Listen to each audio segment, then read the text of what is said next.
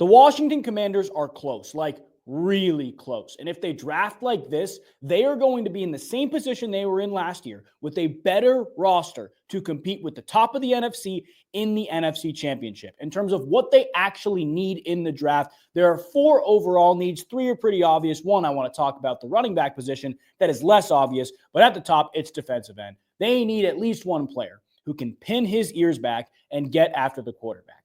If they get that, they will be noticeably better defensively in all the various blitz schemes that Dan Quinn throws at you if they get that third down pass rusher or pass specialist really at the defensive end position who can help in the run game, be an every down guy, but specializes in getting after the quarterback in crucial downs. Number 2 of the more obvious ones, offensive guard. They need some offensive line help continuing to work in the run game and keep Jayden Daniels upright. That, to me, as a depth piece is almost a no-brainer in every draft for almost every team, but for the Washington Commanders especially, they could use it. And then at the safety position, this team needs help, like some serious help, guys.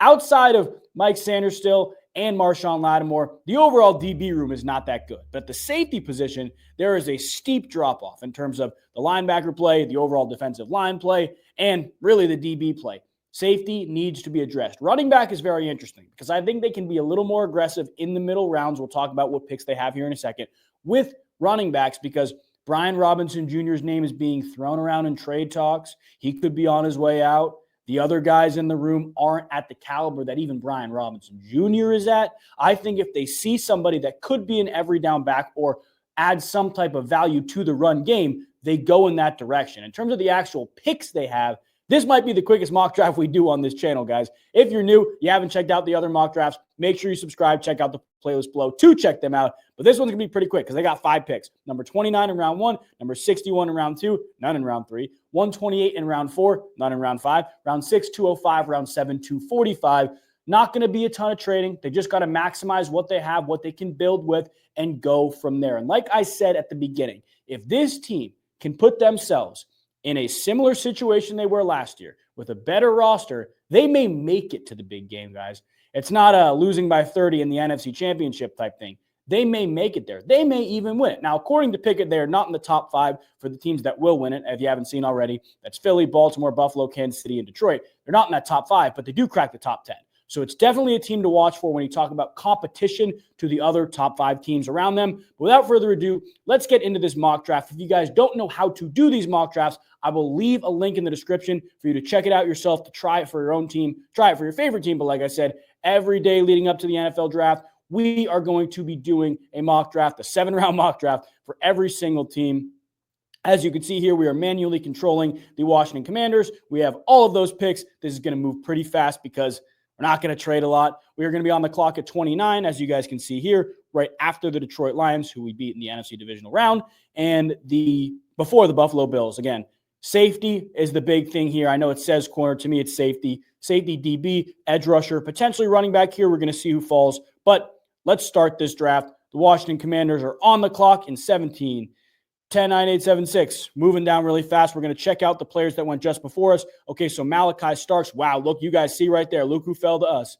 Look who fell to us right there. James Pierce Jr. Look, if we're doing a mock draft, we are absolutely taking James Pierce Jr. if he falls to us at 29. There is no reason James Pierce Jr., the most athletic edge rusher in this draft, should be falling this far. Now, looking at the previous picks, we got Mikael Williams, another edge rusher that can get after the quarterback, a guy I personally really like in Malachi Starks, but not a ton of other guys at position value that we could use or we want that went before us. So we truthfully could take the best player on the board as it relates to our goals, what we want to accomplish as a football team, a guy like Nick Emanwari, a guy like Xavier Watts, take them at the safety position, or we could wait till 61 where somebody else better may be on the board. To me, James Pierce Jr. is undoubtedly the best player here, and there's no reason he should be falling to us this far. If we need somebody to get after the quarterback, we are getting James Pierce Jr. We are going to be on the clock here in 30 picks at pick 61 again right here. We want to try to get safety. We want to try to get a running back or some offensive line depth, preferably on the inside, preferably somebody who can do multiple things. Looking at the 2 picks before us, man, look at that.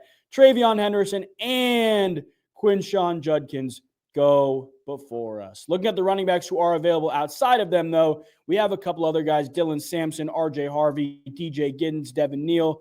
Damian Martinez. Jayden Blue is the guy that I really like. But looking at the overall players that are available, again, Demetrius Knight Jr. is a good one, but we need safety help. We need to work at the safety position. Maybe a guy like Lathan Ransom, if he's still on the board. I don't really know if he is. Could be of interest to us. We'll check out the safety position right here. Kevin Winston Jr., Lathan Ransom. Now we're picking at 128, so we're gonna be on the clock in a long time here. But Andrew Makuba, Lathan Ransom. Lathan Ransom to me is a guy who can truly be like that center field guy that you really need, while also rotating down in the box. Obviously, the Commanders don't have former Panther Jeremy Chin anymore, so you need somebody who can do both of that. And you can see right here, he's really going to help you out in the run. He's not going to have to do a ton in terms of the pass game. Again, you can go play center field. You can probably cover your fourth option man-to-man. You're not going to ask a lot of him. Lathan Ransom, to me, is a guy that we could reach for, but is there a better player? Is there a better player on the board here that we would want when we take our chance with Dylan Sampson and potentially have him be there at 128 if he falls? Caleb Ransaw is another safety who I really, really like. Not really a true safety, more of a nickel type guy, but a guy I really like. We don't need a nickel, though. We have Mike Sanders still, and he's not moving to the outside. To me, he's a little too slight of a build to do that. This is tough. I am almost going to try to see if we can trade, right? Is there a team that wants to get up here? So the Cleveland Browns want to trade with us, and the Browns are picking at 67. What if we got 67 and 94 and traded 245, 5% chance? Okay, not going to work. Okay. 205, 15% chance. 128. Ooh, okay.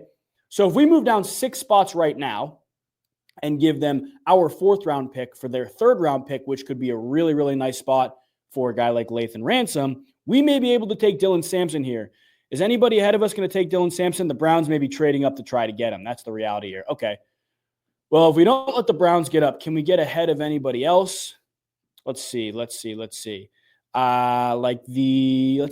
The New York Giants wouldn't trade up to get him. So if we tried 65 and 61, 99 and 128, 71% chance if we get 99. I don't know if I want to pick that far down, though. What about, let's check out the other teams here. The Philadelphia Eagles, they're picking at 96. The Bills picking at 109, so nothing really of interest there. The Raiders picking at 108. I think the Eagles might be the team we try to trade with here, an interdivision trade. These teams have traded before, the Jahan Dotson trade. What if we did this? 51% chance that this is accepted, 64.96 for 128 and 61. We move down 3 spots, potentially to still get Dylan Sampson. I don't think the Chiefs will take him. I don't think the Bills will take him. The Eagles won't. Let's see if we can do it. Let's see if this pays off for us. It's accepted. So we're going to be on the clock here in 3 picks. Perfect. We get Dylan Sampson here at 64, and we move up in the 3rd round to potentially get our safety. Let's just pray and hope that Lathan Ransom is there for us. We take Dylan Sampson at the end of the 2nd round. Let's see if he's there. Let's see if Lathan Ransom is there for us. Let's see. He is. What a great trade by us. So Lathan Ransom is our pick here at 96. What an awesome trade for us. This is exactly how we needed this to go. We moved up. We get the 2 players we want while basically ensuring we're not reaching for anybody. Ransom is on the clock here, or on the board here while we're on the clock. No-brainer here at 205 and 245. We get some offensive guard depth. We're going to pick Ransom here, but we're going to look at the offensive guard depth overall to see if we can get anybody who's played right guard and center, who's played left guard and right guard, who's played left guard and center. Somebody who's multiple and can do different things and contribute to our offensive line. Because you go look at this depth chart, right? Sam Cosby's a very good right guard, getting up there a little bit. But Nick Allegretti probably not going to cut it for us at left guard. Tyler Biadasz is getting up there a little bit too. Laramie Tunsil's an older tackle. We should take the best offensive lineman on the board. That's how we should go about this pick. We're on the clock in 30 picks here, but we're taking the best offensive lineman on the board. That's how we're going about this. All right, we're on the clock here at 2:05. Looking at who's available. A lot of running backs. Jake Majors, see, again, we don't really need a center, and this guy's only played center, so I don't want to take somebody who's been so one-sided in what he's done. Miles Frazier played left guard in 22 and then moved to right guard in 23 and 24, so that's good to know he has done that. Are there any hybrid tackles or any guards that have played tackle? That's what I want to check out. So let's check this out. Interior offensive line and tackle, the best guys on the board. Dylan Fairchild's available. Okay, so Fairchild's another guy who played a little bit of right guard but has played left as well. If you're going to insert him right now, he would probably start, if he comes in as a good camp, over Nick Allegretti, so that could be an upgrade. Holland Pierce has only played on the tackles, each side of the tackle. Timothy McKay. Ooh, here's a fascinating one. So Timothy McKay has played on the right side at tackle and guard. When you look at his ADP, 237.9, I think there's a chance he's there for us at our next pick. Although I do kind of want to splurge a little bit at the receiver position. Let's see who's available there and who could be available for us later on. See, Jimmy Horn Jr. is a slot guy that I really like, but right now I look at the Commanders. They probably need a bigger body on the outside. I mean, I don't love anybody who's available here. What you could do, though, is get Kyron Lacey, who is on the same LSU team as Jayden Daniels. Let's take the best offensive lineman on the board right now and see if Lacey's there for us. So the best offensive lineman on the board right now is Dylan Fairchild. He's played left guard and right guard. That's important to know. He's athletic enough, can get after you in the run game. Better pass blocker than a run blocker, though. Dylan Fairchild is our pick here. Let's see how this turns out. Is Kyron Lacey going to be available for us? Are we going to be able to reunite him with his former teammate? I think we are, guys. I think he's there for us. Kyron Lacey reuniting with former teammate Jayden Daniels, hopefully to keep him in line, keep him in the right world.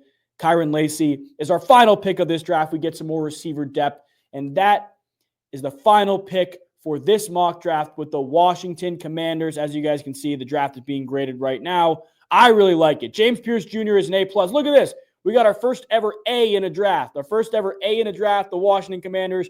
James Pierce Jr., we trade down in the second round just by 3 picks and trade way up in the third to get Dylan Sanders. We really wanted him. Lathan Ransom, potentially starting safety, coming in right away in round 3. Dylan Fairchild, a guy who can do a lot of different things at the offensive line position, especially at the guard position.